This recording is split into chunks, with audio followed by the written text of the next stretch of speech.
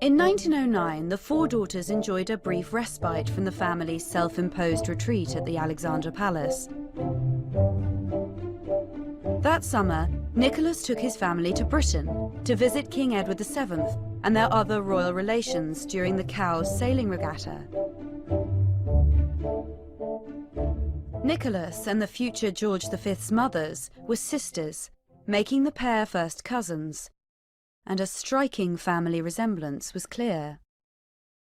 But this was not the average family holiday, and even well beyond the borders of his empire, the Tsar had to remain vigilant to the threat of assassination.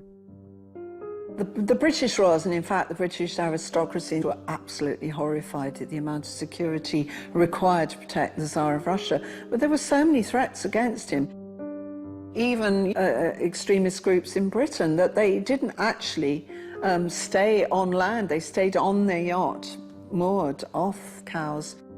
The future Edward VIII, who was quite a young man at the time and was appointed to escort his royal cousins around, was absolutely horrified at the levels of security. He said it wasn't worth being a prince for. But for the girls, the Isle of Wight provided a brief taste of the kind of freedom they would never be allowed within Russia. And it was, for the girls, like being let out of jail. This was a whole new world, this outside life, as they later referred to it, that they had had no experience of. It was extraordinary.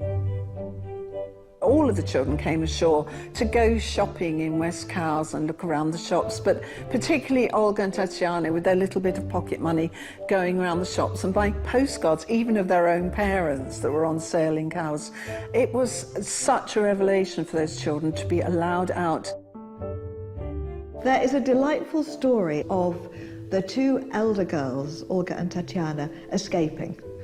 Not literally, because their guards were behind them, but they had some time off, and they did things like they bought tickets for the ferry for themselves, which was great. They'd never done that before. Other people would deal with money, or there would be no money anywhere. They couldn't keep it up for very long because people began to realise, who are these young ladies walking around who look very pretty and like one another? Oh, they're the Tsar's daughters. They must have rather missed it when they came back, but I think it was a highlight for them. And does demonstrate how constrained their lives were, normally. The trip to Cowes was the last time the two royal families would meet.